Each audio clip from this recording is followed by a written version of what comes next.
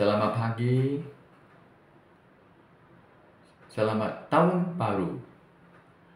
Hari ini tajuk saya ialah bukan lagi hampa. Bukan lagi hampa.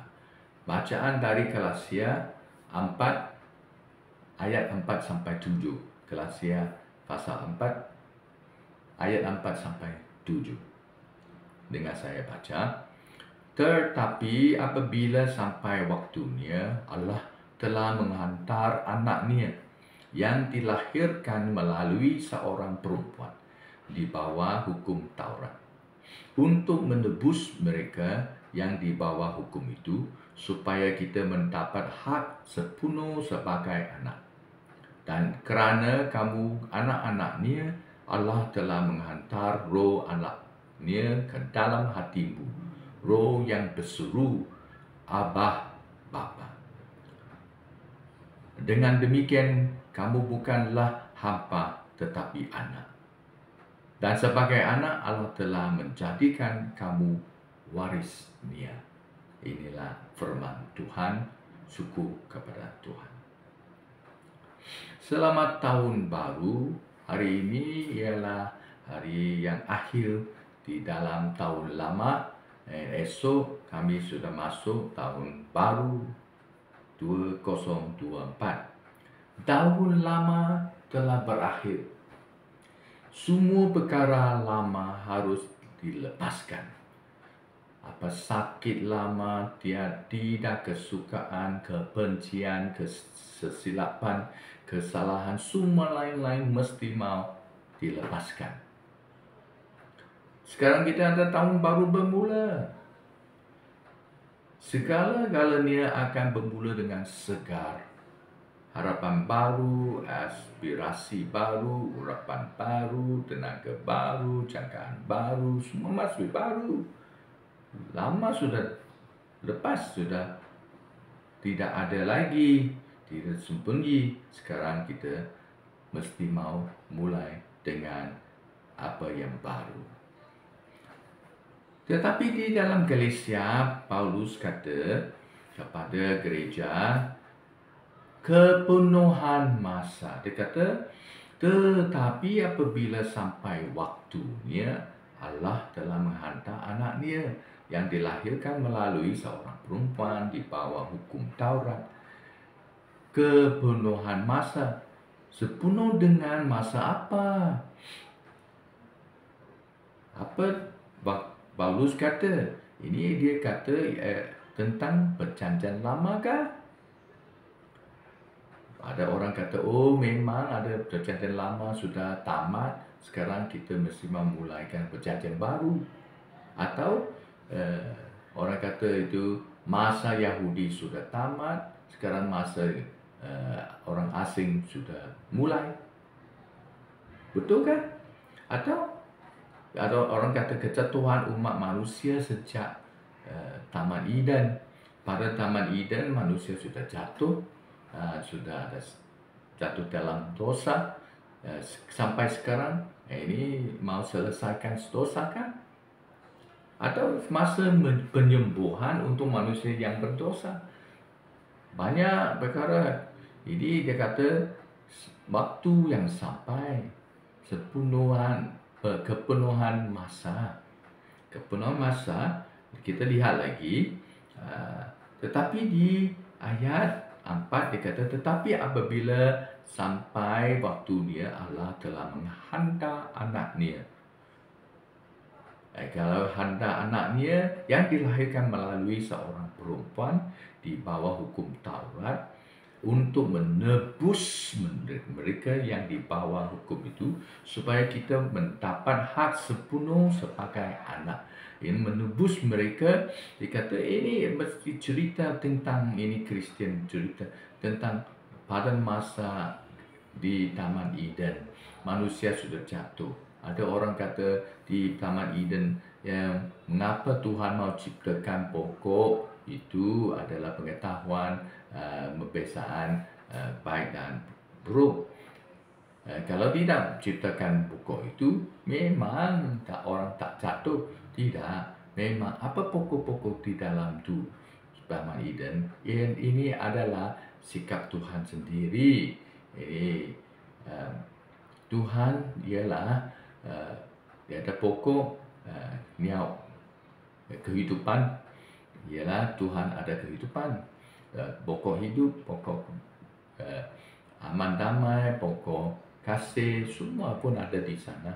Pokok pengetahuan, berbeza baik dengan buruk pun, ini adalah cara-cara Tuhan.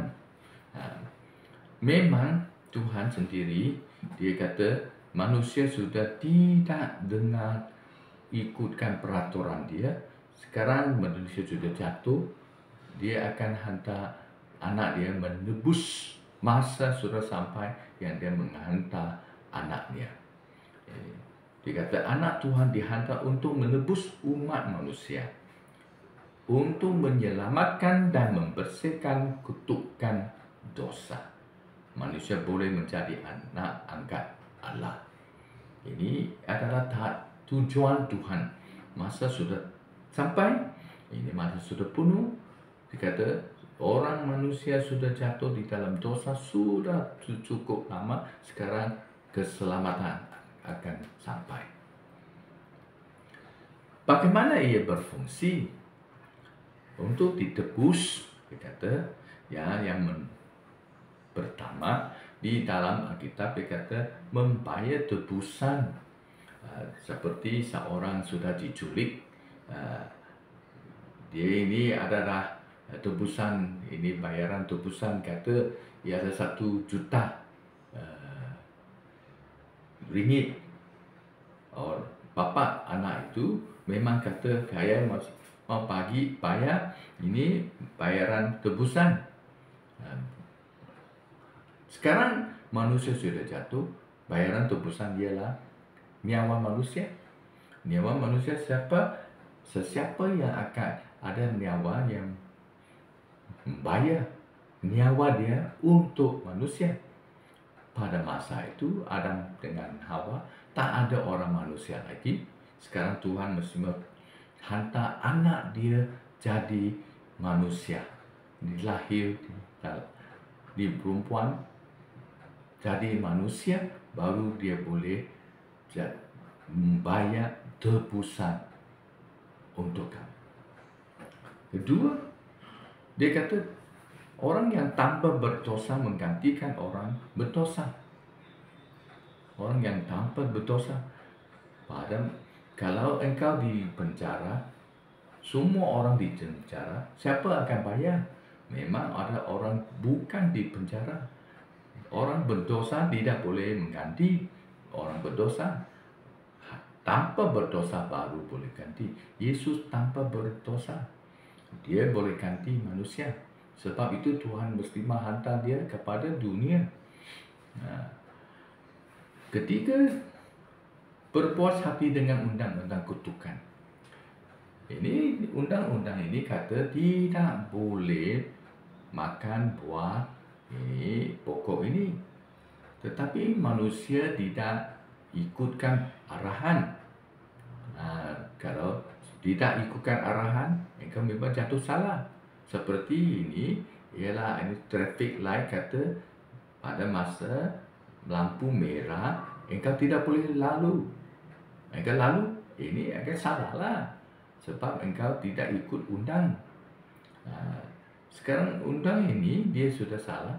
Kalau engkau tidak ada duit yang bayar, you jatuh di dalam penjara. Di dalam penjara lah. Sekarang manusia di dalam dunia ini sudah dikutukkan. Sebab sekarang hanya ada orang yang bayar. Bayar siapa? Dia mesti mau puas hati undang-undang, dengan undang-undang itu. Settle dengan undang-undang itu. Kalau boleh settle, dia ini siapa yang settle? Ini settle dia ditebuskan. Semua tidak buat di dalam salib. Sebab engkau bayar tebusan. Ini kita menang atas syaitan. Sebab ini syaitan sekarang ada kawalkan. Dia kawalkan, dia mau dapatkan bayaran tebusan. Kedua, kita menang atas dosa. Sebab tiada dosa mengganti orang berdosa. Yesus yang tidak ada dosa. Sebab itu dia boleh ganti, dia boleh mengatasi. Ketiga, kita mesti menang atas kematian. Berpuas hati, ini semua langkah undang-undang memang mati pada masa itu. Sekarang sudah settle, sudah puas hati, undang-undang sudah menang atas kematian. Semua dibuat di atas salib. Semua ialah kerja Yesus saja. Lepas itu dia kata bukan lagi hampa. Ayat 7 kata dengan demikian kamu bukan lagi hampa tetapi anak, dan sebagai anak Allah telah menjadikan kamu warisnya. Tiada lagi yang hampa, tetapi ramai orang yang dia dulu jadi kawal, dulu dijatuh, dijatuh hampa, tidak boleh bebas. Sekarang jadi orang anak, sekarang seorang anak sudah bebas. Di dalam penjara seperti hampa. Keluar lepas, ini kata bebasan. Jangan jadi hampa lagi. Tetapi ramai orang manusia Kristian pun sama. Kita susah keluarkan dari ini kuk perhambaan ini. Sekarang dia kata kita jadi pewaris Allah. Pewaris. Ayat 7 kerana dengan demikian kamu bukan lagi hampa tetapi anak. Sebagai anak Allah telah menjadikan kamu warisnya. Dulu kita anak manusia, lepas itu kita dipilih jadi anak angkat Allah. Bukan jadi anak angkat sahaja, nama angkat Allah saja. Sekarang cari pewaris Allah. Kita sekarang boleh mendapat semua harta-harta dari Tuhan.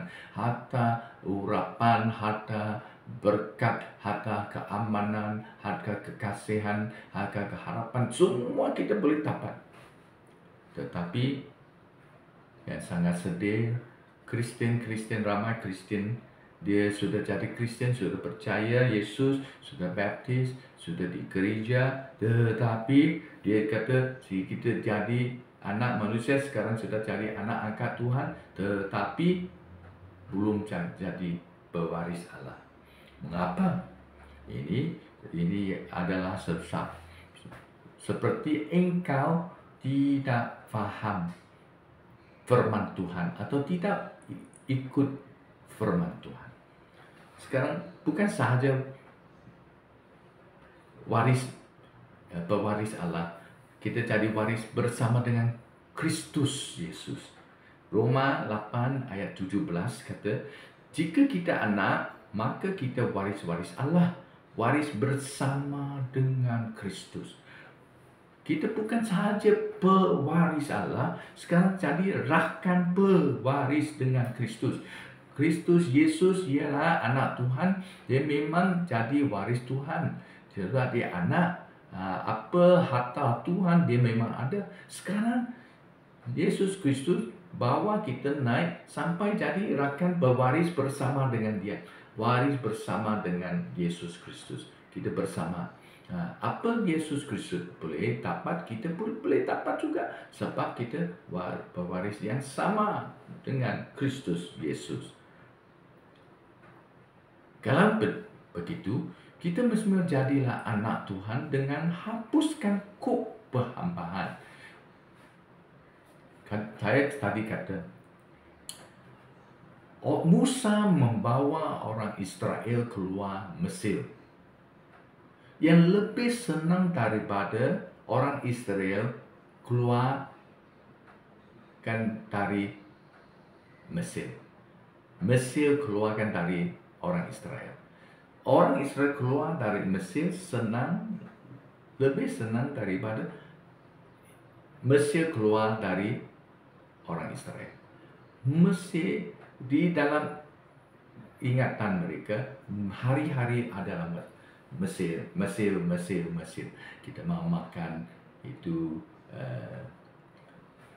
makanan Mesir, itu mau kubu di Mesir, semua perbuatan di Mesir, semua di Mesir. Sampai hari ini kita selalu ada ingatkan apa Mesir.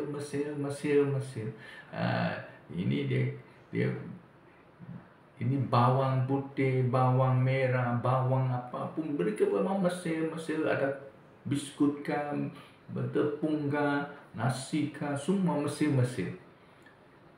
Kristen pun sama juga.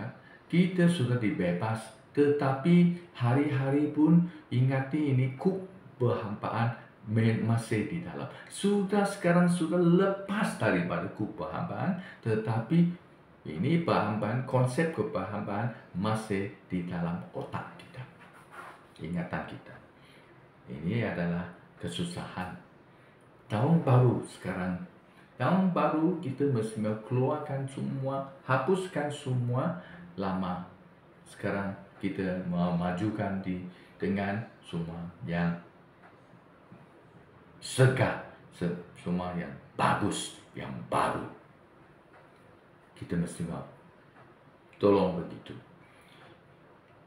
Kita mesti mau kembali kepada Alkitab, kembali kepada Yesus Kristus, mengikuti Dia, fahamkan firman Dia, dan jalankan di dalam firman, ikut firman Tuhan, mau baca firman Tuhan, yang jadi pemurid firman Tuhan. Kami baru boleh keluar dari ini adalah konsep perhambaan. Kita sekarang sudah orang bebas. Marilah kita doa. Tuhan yang Maha Kuasa, kami serah sendiri kepada Engkau. Kami mohon Tuhan menolong. Kekuatan Tuhan datanglah, menolong kami keluarkan ini konsep perhambaan dari otak kita. Kita sudah percaya Yesus, sudah menerima Yesus, sudah mengikut Yesus, sudah jadi anak Tuhan, sudah jadi pewaris Tuhan. Tetapi tolonglah kami mesti mau atasi gini. Sekarang Yesus sudah menebus kami, dan Dia sudah bayaran tebusan. Yesus sudah jadi orang yang tidak ada dosa, mengganti kami jadi orang yang berdosa. Yesus yang sudah puas hati dan senangkan hati Tuhan dengan undang-undang ketuknya. Tetapi kami sudah menang atasi syaitan, dosa, dan kematian. Tolonglah kami jadi pemurid Tuhan. Dari murid Tuhan dalam Yesus Kristus, baca Alkitab, firman yang mengenali firman Tuhan, mengikuti firman Tuhan, menjadikan anak Tuhan, menurus sampai kehendak Tuhan. Tolonglah kami dalam tahun baru 2024, kami mau jadi orang yang bebas, orang baru, orang yang dilepas dari ini perhambaan. Dalam nama Yesus. Amin.